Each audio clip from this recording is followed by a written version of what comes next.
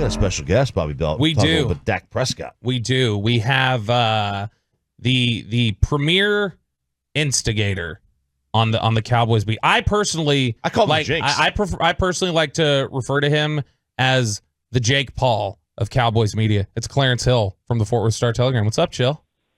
How you doing? And I don't want to be Jake Paul because Jake Paul's not legitimate. He's not a legitimate boxer. Hey, who's going to win the fight? He's a fraud. Who's going to win the fight, Tyson or Jake Paul? Tyson's going to win the fight, but Tyson's going to keep him up. It's a fraud. It's a fraud fight. Come on, man. Come on. That's fair. I agree with you. The guys over here, they're all saying that, nope, Tyson's too old. I'm like, it doesn't matter. It's still Tyson. I might be changing my pick on it's not going to be a real fight. The videos have gotten to you. All right, yeah. Clarence, we saw yesterday there was the Ian Rappaport report that said Cowboys and Dak Prescott are sort of just approaching this as, all right, we're going to approach this as a lame duck season in essence and something we can revisit next year, but that as it stands right now, Dak Prescott is the way has been paved for him to enter free agency in 2025 with the Cowboys having no ability to tag him.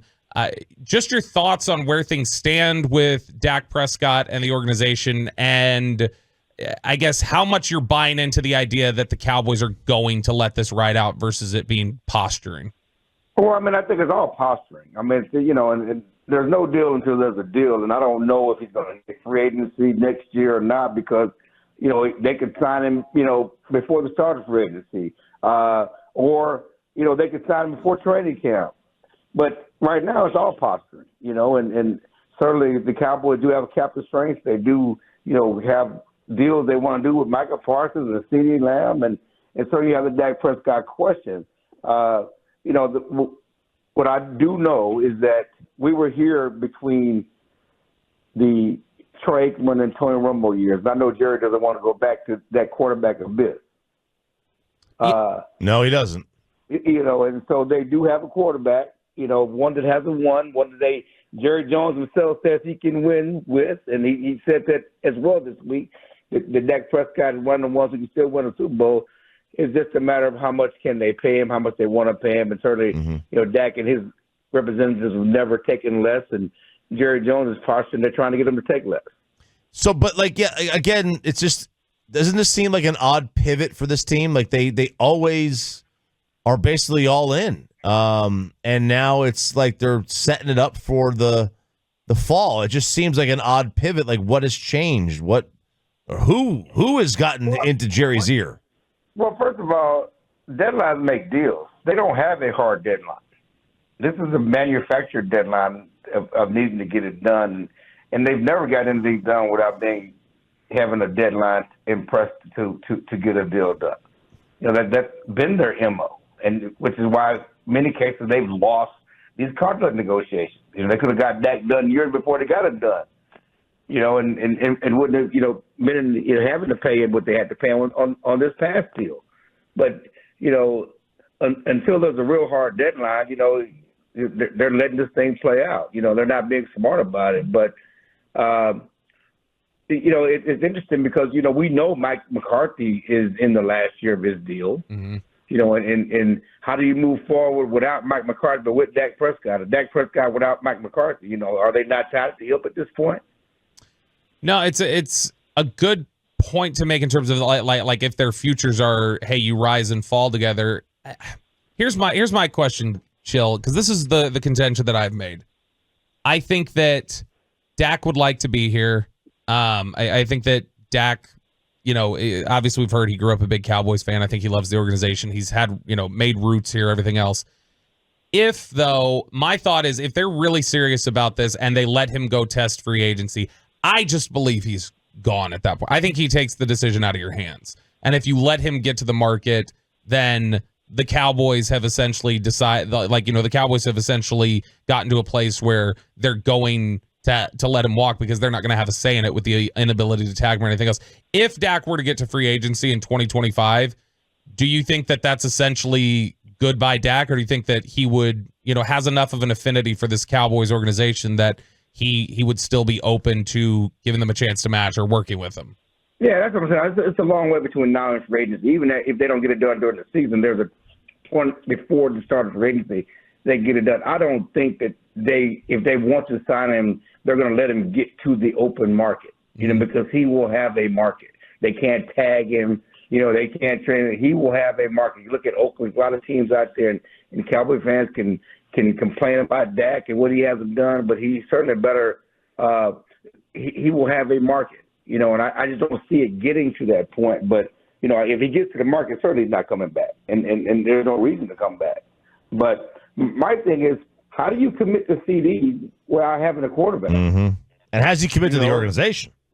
Well, all of that, and what's the future for CD if Dak's not here, and then you don't have a answer at quarterback. Why don't you spend that type of money that they're probably going to spend on CD Lamb and not have a quarterback to get him the ball to maximize his earnings, which was the problem with not Joey Galloway, but Amari Cooper. Mm-hmm. If you're going to pay a guy that money, you got to be able to get the ball to maximize his earnings. Well, if you're going to pay CD, which we believe they will, you cannot have uncertainty at quarterback.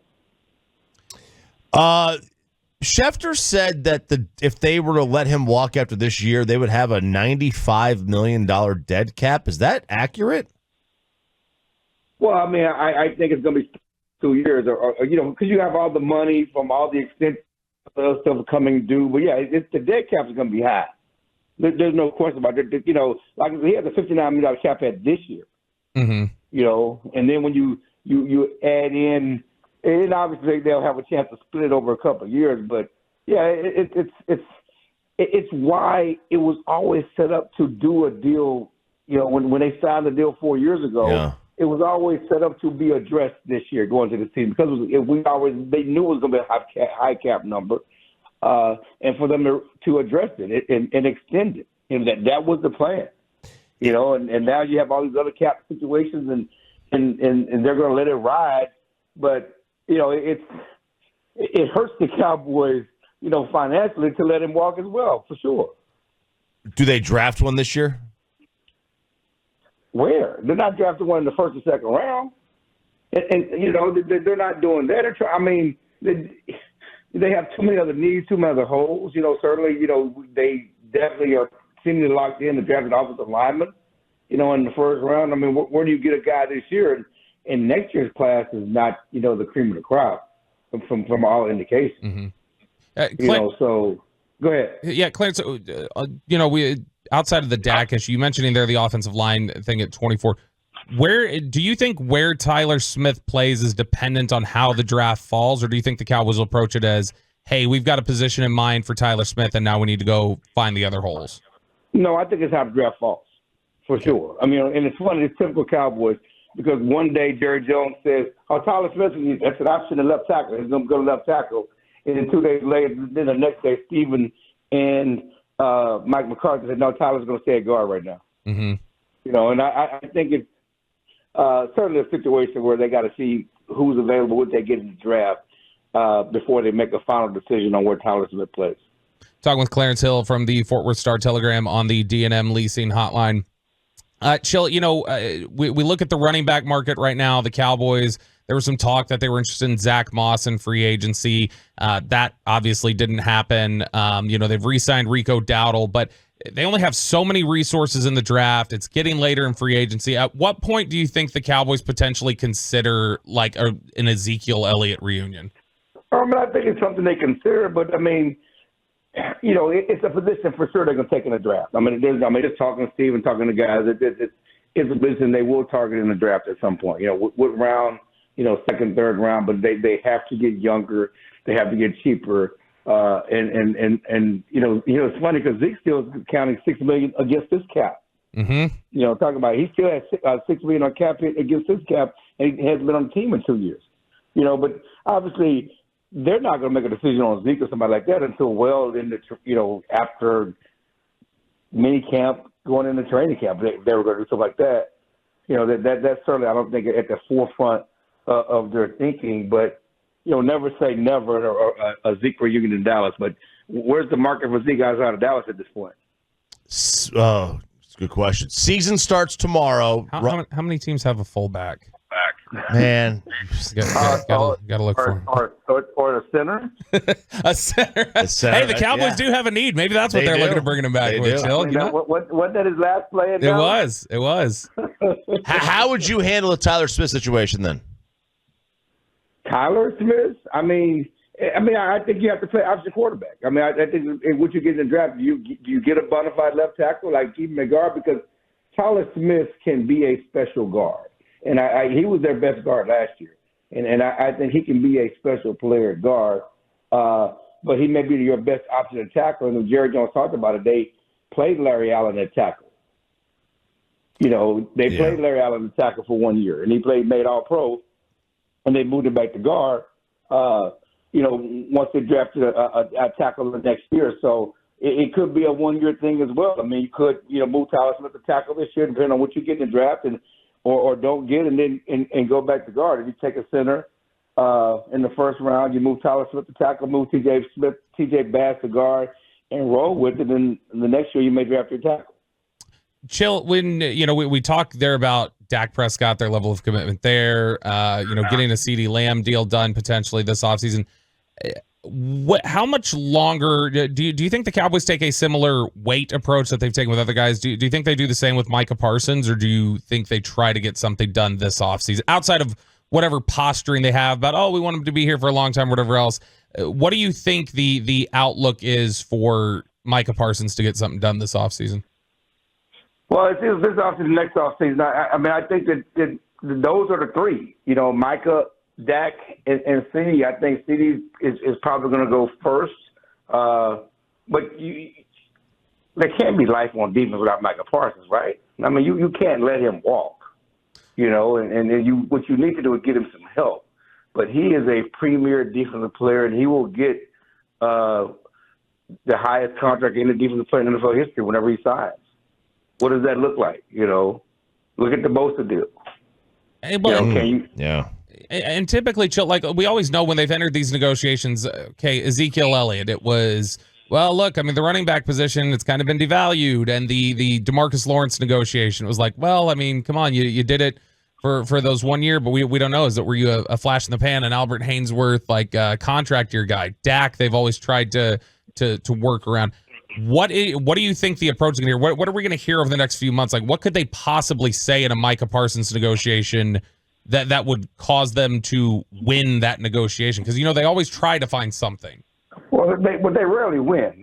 That's the point. They didn't win with Dak. Right. They didn't win with Zeke. They can posture and say what they want, but they rarely win. They're not winning with CD and not winning with Micah. But if you want to bring up some things, what did he do in the playoffs? All right, season starts tomorrow. Roster is as it is. What's the projected record? Oh my God! I think that they're still 1 or 2 in the NFC East. I don't see them going 12-5 again. I think that 10, 11 wins, maybe. It just depends on the record, depending on how it falls. The Cowboys still have a good roster. They still have CD, still have Dak. They still have the question is not about the record. The big question for the Cowboys is, if they get to the playoffs, what are they going to do? It can't be one and done again. And, how can you go forward with one and done? Right. Hey, brother, we appreciate it, man.